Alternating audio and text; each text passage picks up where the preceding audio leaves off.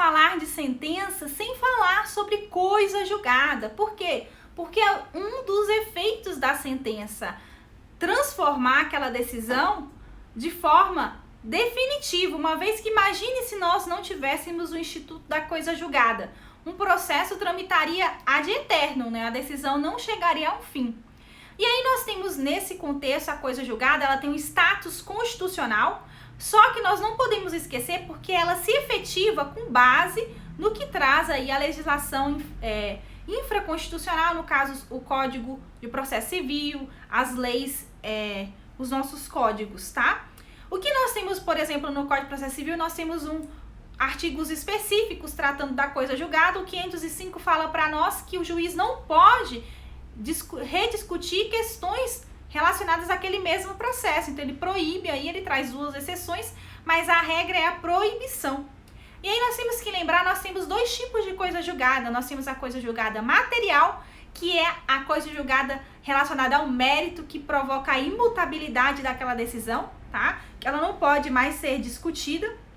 E nós temos a coisa julgada formal, que é a impossibilidade de alterar aquela decisão em decorrência da preclusão, no caso, passou o prazo do recurso, aquela decisão transitou em julgado, não cabe mais discussão. É importante a gente lembrar os efeitos, né, os limites dessa coisa julgada. E nós temos o limite subjetivo e o limite objetivo. O limite subjetivo diz respeito a quem aquela coisa julgada vai gerar efeitos. No caso, nós vamos ter aí que quem vai ser impactado por aquela decisão serão as partes, reclamante e reclamado. Se tiver vários reclamados, todos eles que foram litisconsortes.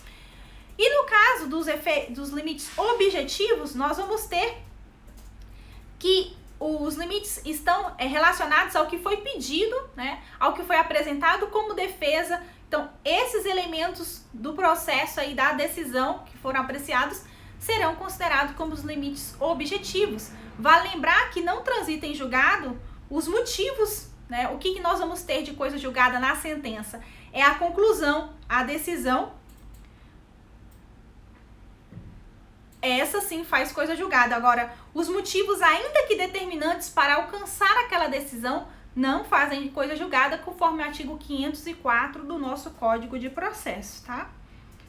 Nós temos que lembrar que existem situações, principalmente aqui no âmbito trabalhista, que, mesmo passado em julgado, podem mudar com o tempo, e aí nós vamos ter a possibilidade de revisão, como o caso dos benefícios previdenciários, como o caso de adicionais de insalubridade e periculosidade, sentença normativa de dissídio de natureza econômica. Então, nesses casos, caberia uma revisão dessa decisão. Fora esses casos que nós vamos ter, nós temos aí o tipo de ação específica, que nós vamos ter a ação rescisória, que pode impugnar a sentença, uma decisão transitada em julgado, desde que preenchidos seus requisitos. E aqui na seara trabalhista a gente tem o ônus, que a rescisória impõe aí um recolhimento de custas aí de 20%, então é um pouco elevado, mas é uma opção, porque a regra é que a coisa julgada ela seja imutável, né? Inclusive a relativização de coisa julgada aqui na seara trabalhista não é vista com bons olhos, porque aqui, pelo menos nessa seara, nós primamos aí pela imutabilidade.